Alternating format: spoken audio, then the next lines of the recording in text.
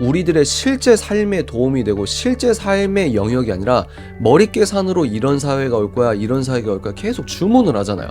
근데 그 주문적인 실체가 링에서 벌어지고 스포츠계에서 벌어지는데 이게 네가 말하는 평등이냐고 물어보라는 거예요. 그리고 두 번째, 환경 하는데 그러면 네 집엔 에어컨 트냐는 거예요. 너는 탄소 배출이 안 되기 위해서 궁극적으로 탄소 배출 안 되려면 숨을 안 쉬어야 돼요. 그러니까 이런 말도 안 되는 일들에 대해서 우리가 파리 올림픽이 이런 좌파의 어떤 허상적, 망상적 실체를 우리가 목도하게끔 해줬다. 안녕하십니까, 책 읽는 사자입니다. 여러분, 오늘은 프랑스 파리 올림픽이 의미하는 것이라는 제목으로 여러분들께 저희 생각을 말씀드려 보려고 합니다. 프랑스 파리 올림픽의 개막식이 MBC, SBS, KBS 방송 3사가 합쳐서 시청률이 3%도 안 나왔다고 합니다.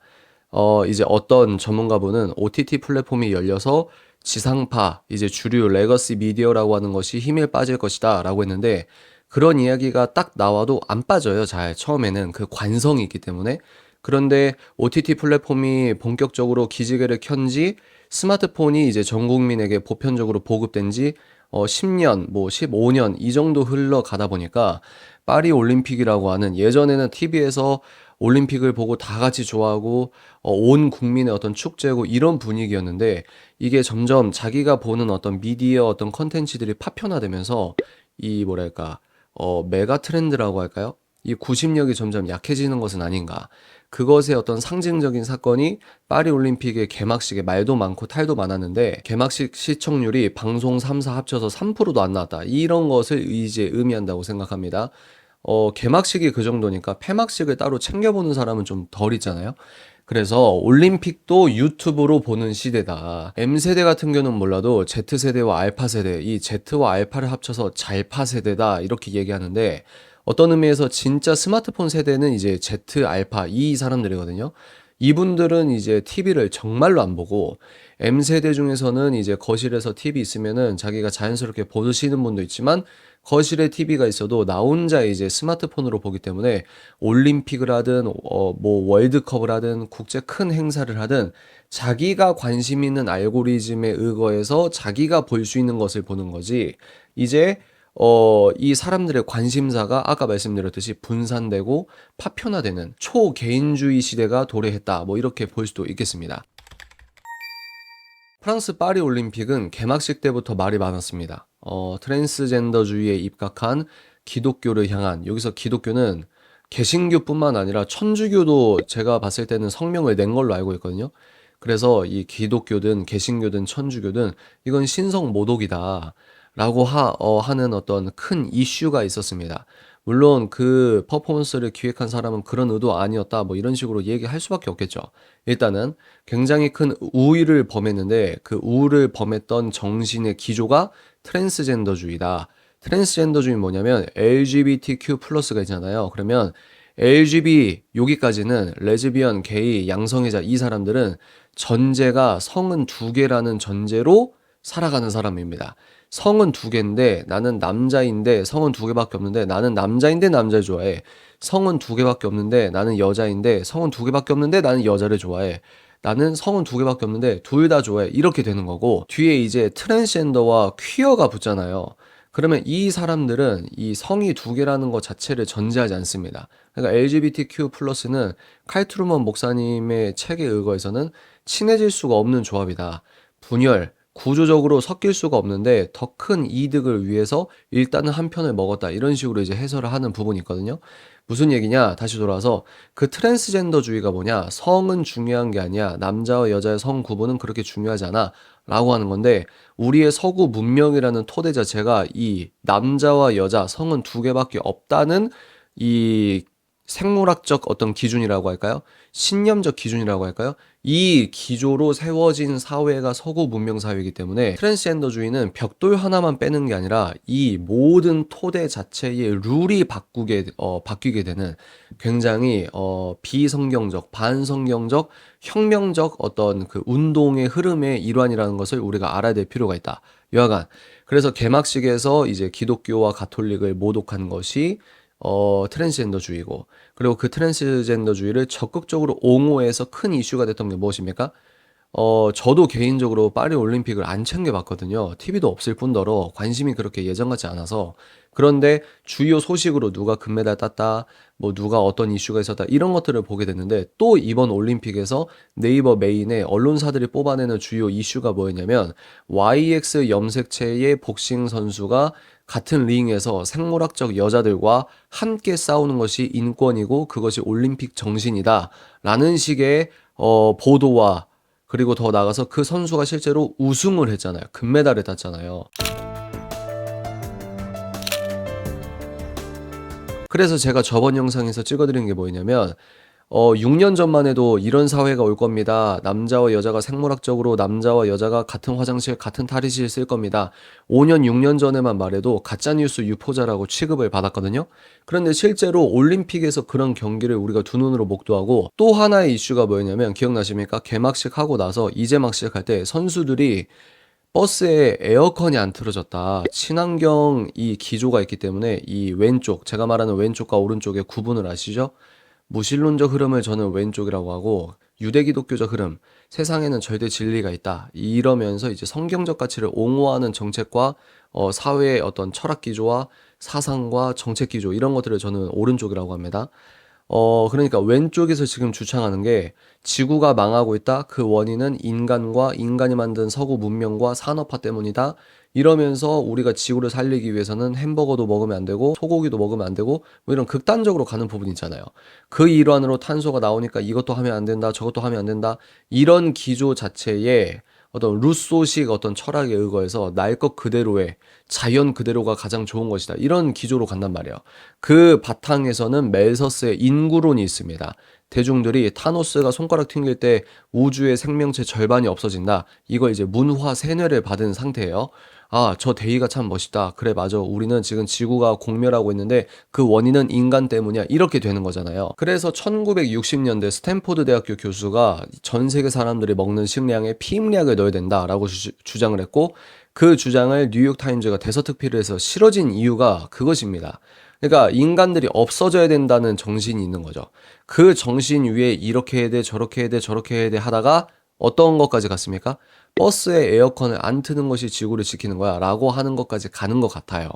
그런데 그 현실을 보십시오. 물론 여러분, 올림픽에서는 파리 올림픽, 이 프랑스와 파리의 이 사상과 정치 기조가 너무 제 입장에서는 말이 안 되고 쓰레기 같고, 이런 부분이 있는 것과 별개로 올림픽을 위해서 땀과 어떤 열정과 어떤 꿈을 꾸었던 그 훌륭한 스포츠 선수들이 보여준 인간 드라마는 우리에게 큰 감동을 줬습니다. 아주 큰 영감과 회복과 힐링을 준 부분이 있다고 생각해요. 그것과 별개로 파리 올림픽이 갖고 있는 어떤 정치적인 어떤 의미를 우리가 생각해 보자면, 저는 뭐 비판할 건 비판할 거지만, 어떤 의미에서 이게 좋은 점이라기보다 필요했던 점이 뭐냐면, 이제 의미하는 바가 전 뭐라고 생각하냐. 첫째, 좌파 어젠다의 결국은 진보가 아닌 퇴보다, 이걸 입증했던 올림픽이다, 이렇게 생각을 합니다. 두 번째, 좌파 어젠다는 결국은 비상식적인 독재 파시즘을 갖고 온다, 이게 이제 우리가 볼 수 있는 부분인 것 같아요. 첫 번째 말은 이거예요. 진보가 아닌 퇴보다. 맞죠? 얘네들은 자기들이 진보다 하는데, 결국 이 사람들이 보여준 이 이상적이라고 하는 망상적 사회는 뭐죠? XY와 XX가 서로 싸우는 거예요. XY 염색체를 갖고 있는 사람이 금메달을 뺏어가는 겁니다. 그러니까 이게 하나의 정말 스포츠인들이 공정한 룰로 겨루는 이게 아니라, 특정 정치 집단이 파시즘적 독재죠. 자기들의 얘기를 따르지 않으면 안 돼라고 강압적으로 우리에게 문화 세뇌, 정치 세뇌, 스포츠 세뇌를 하고 있다. 저는 그렇게 보는 겁니다. 이게 소위 말해서 좌경화와 좌파가 원하는 궁극의 평등이라고 하는 것이죠. 그래서 여러분들이 주변에 깨어있다고 생각하시는 분들에게 이렇게 말할 수 있는 거예요. 그분들이 이야기하는 소위 말해서 말로는 되게 번지르르한데, 그런 결과적 평등이나 어떤 좌파 어젠다에 의거해서 특정 소수자를 위해줘야 돼, 이렇게 돼버리면 그런 사회의 결국이 프랑스라는 거예요. 그런 사회의 결국이 파리 올림픽이라고 하는 겁니다. 파리 올림픽에서 보여준 비상식적인 태도. 근데 저게 이제 권투 시합에서 안 끝나고 사이클 대회, 또 뭡니까? 축구대회. 그리고 남자, 여자로 갈라서 모든 스포츠가 그렇게 돼가고 있는데 스포츠계에서는 이제 생물학적 여자들이 점점 쫓겨날 거라는 거죠. 그 어떤 여자들의 금, 은, 동메달이 그 어느 트랜스젠더에게 뺏길 가능성이 지금 열려버리는 거거든요. 그러니까 이건 피할 수가 없는 문제라는 겁니다. 종교를 차치하고라도. 이제 우리가 이런 사회를 목도하게 된 거거든요. 이게 평화냐는 거예요. 이게 평등이고 이게 정상이냐는 거예요. 여기서 그러면 성소수자분들을 혐오하자는 거냐? 이게 아무리 얘기를 해도 이런 식으로 되받아치는 분들이 있거든요. 근데 그런 분들은 특징이 뭐냐면 성소수자 인권 중요합니다. 왜? 죄와 죄인은 별개로 뜯어놔서 우리는 인간을 미워하면 안 되니까 죄를 미워하는 거죠. 근데 성소수자분들 인권을 옹호한다 이렇게 말하시는 분들 중에서 탈북민 소수자분들의 인권 챙기시는 분을 저는 아직까지 본 적이 없습니다. 이해가 되세요? 그렇게 소수자 하면 탈북민 소수자분들이 한국에서 어떤 힘듦을 겪고 어떤 취급을 받고 저번 정권에서는 자유를 위해 목숨 걸고 넘어오셨는데 굶어서 죽었잖아요. 우리가 똑같이 소수자분들의 인권을 옹호한다고 하면 이분도 저분도 같이 우리가 애를 써야 되는데 어떤 정치 이슈에 의거해서 특정 소수자만을 옹호해야 된다라고 하는 것은 이건 인권 운동이 아니라 정치 운동이라고 볼 수 있는 거거든요. 그래서 다시 돌아와서 주변에서 이제 깨어 있다고 하시는 분들이 이런저런 얘기를 한다고 하면 이제 우리가 실체로 얘기할 수 있는 사회까지 오게 된 겁니다. 그러면 같은 링에서 파리 올림픽에서는 야, 그 XY 염색체 사시는 여자를 뭐 이렇게 주장하는데 말도 안 되는 거죠. 염색체로 남자 여자를 가르지 않으면 뭐로 가릅니까? 여하간 또 미국 복싱 협회에서는 트랜스젠더가 복싱 생물학적 여자와 함께 싸우는 게 된다고 인정을 해버렸어요. 미국 복싱 협회에서는. 또 여러분 2년 전인가요? 작년인가요? 한국에서 강원도 사이클 대회에서 본인을 여자로 주장하시는 생물학적 남자분이 여자부 가서 금메달 땄습니다. 그러니까 이런 사회가 평등이냐고 물어보시라는 거예요. 그러면 자기가 이상주의자, 이 좌파를 이상주의자라고 하는데 저는 망상이라고 생각하거든요. 그렇게 자기가 좋아 보이는, 논리적이어 보이는, 뭔가 평등해 보이는 우리들의 실제 삶에 도움이 되고 실제 삶의 영역이 아니라 머리 계산으로 이런 사회가 올 거야, 이런 사회가 올 거야 계속 주문을 하잖아요. 근데 그 주문적인 실체가 링에서 벌어지고 스포츠계에서 벌어지는데 이게 네가 말하는 평등이냐고 물어보라는 거예요. 그리고 두 번째, 환경 하는데 그러면 네 집엔 에어컨 트냐는 거예요. 저번 정권에서 원자력 그렇게 철폐하려고 했는데 하물며 저 마크롱 대통령도 원자력 엄청 좋아하잖아요. 옛날에는 싫어한다고 했다가 말을 바꾸는 겁니다. 왜? 너무 과학적으로 원자력이 친환경에 도움이 된다고 해버리니까 마크롱이 스탠스를 바꿔버린 거죠. 근데 일론 머스크나 하물며 빌 게이츠 같은 사람도 원자력이 중요하다고 했는데 저번 정권 이념형 대통령은 비과학적으로 반과학적으로 계속해서 그렇게 전 국민과 세계인들 앞에서 정말 바보 같은 짓을 하면서 국격을 떨어뜨렸잖아요. 그러면 좋게 말해서 친환경으로 가야 된다. 오케이. 그러면 네가 에어컨을 트냐는 겁니다. 너는 탄소 배출이 안 되기 위해서 궁극적으로 탄소 배출 안 되려면 숨을 안 쉬어야 돼요. 그러니까 이런 말도 안 되는 일들에 대해서 우리가 파리 올림픽이 이런 좌파의 어떤 허상적, 망상적 실체를 우리가 목도하게끔 해줬다. 이런 생각을 갖게 되는 겁니다. 그래서 제가 여러분께 책을 하나 추천해드리고 싶은데 부자와 가난한 유럽, 부자 미국과 가난한 유럽이란 책입니다. 이거 꼭 한번 읽어보세요. 진짜 중요한 책이고 유럽은 망했습니다. 그리고 여기서는 무슬림에 대해서 자세히 말을 안 했는데 유해석 박사님인가요? 그분이 쓴 책이 있거든요. 그분이 쓴 책이랑 이 책 딱 두 권만 읽어보면 유럽이 보입니다. 보여. 유럽은 지금 꺼져가고 있다.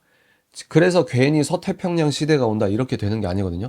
미국은 옛날부터 계속 강했고 이제 유럽, 서유럽과 미국이냐 이게 끝났고 미국과 서태평양이다 이렇게 되는 거거든요. 거기에서 이제 한국이 지정학적으로 위기다 기회다 이렇게 기로에 놓인 거고 그래서 이 책에서 나온 핵심적인 이야기만 말씀드리고 영상을 마무리해 볼게요. 첫 번째, 유럽은 미국의 빅테크 기업의 어떤 독점적인 어떤 영향 아래 있습니다. 그러니까 자기가 스마트폰 영향 아래 있는데 스마트폰 통해서 정보를 검색하거나 스마트폰을 통해서 가상세계에 접속하는 그 모든 플랫폼이 미국 기업이라는 겁니다.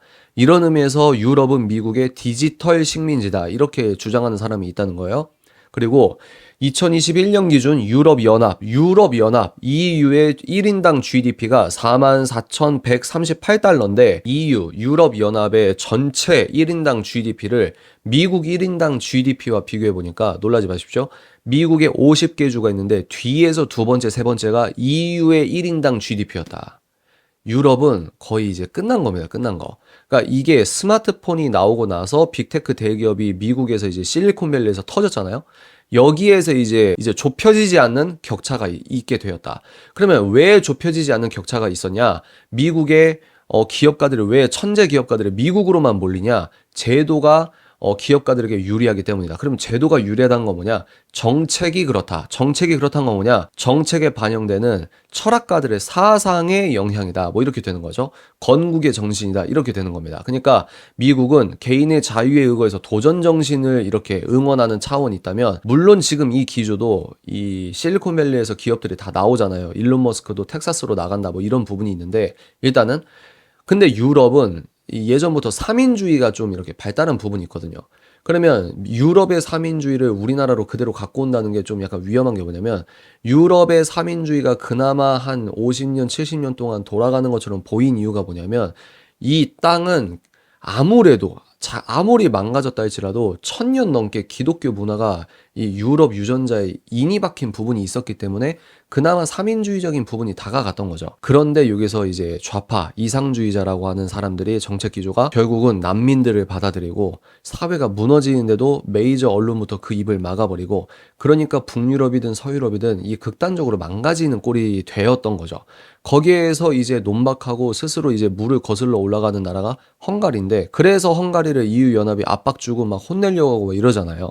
여하간 그러면 이제 프랑스만 볼까요? 프랑스만 딱 떼서 보면은 프랑스라는 한 나라의 GDP가 텍사스 GDP와 비슷하고, 텍사스랑 캘리포니아를 합치면 프랑스 GDP의 2배가 됩니다. 그러니까 미국에서 잘 나간다고 하는 주 2개 합쳐서 GDP 계산해 보면 프랑스 국력의 2배라는 거죠. 미국 전체로 봤을 때는 이제 프랑스와 미국의 국력이 8배가 차이 난다. 뭐 물론 프랑스만 그러냐, 한국도 마찬가지다, 이렇게 볼 수도 있겠지만, 제가 무슨 얘기를 하는 거냐면, 꺼져간다. 그런데 자기들이 꺼져가는지 모르고 옛날의 영광에 취해서 본인들이 옳다고 하는 이성주의, 그러니까 반기독교적 계몽주의 흐름이 있고 친기독교적 계몽주의가 있거든요. 근데 이제 프랑스는 이쪽이 되죠. 반성경적 계몽주의를 따랐던 나라의 200년 뒤를 본 게 개막식과 폐막식, 그리고 거기에서 젠더 독재에 의거해서 스포츠 자체를 망하게 하는 그런 부분을 우리가 목도한 것은 아니겠는가. 그래서 우리에게 그나마 도움이 될 수 있는 건 뭐냐? 한국에서 아직 저런 쓰레기 같은 사회를 경험하지 않았던 분들에게 진실을 알릴 수 있는 좋은 사례가 되었다. 프랑스는 올림픽을 안 하는 게 더 낫지 않았을까? 옛날의 영광에, 야, 프랑스는 선진국이지, 이런 것으로만 우리가 생각을 했던 부분이었다면, 지금은 좀 그 실체가 좀 적나라하게 드러난 건 아닌가. 운영 미스가 되게 많았잖아요. 뭐 국기도 바꾸고, 그게 뭐냐면 결과적 평등에 의거해서 나라 전체의 프로페셔널한 정신 자체가 떨어지고 있는 거거든요. 하여튼 뭐 이건 너무 깊게 얘기하면 그렇고, 그래서 파리 올림픽에서 의미하는 것이 이런 것은 아니겠는가라는 생각을 하게 됐다는 겁니다. 다음 영상에서 또 찾아뵙도록 하겠습니다. 감사합니다. 뿅!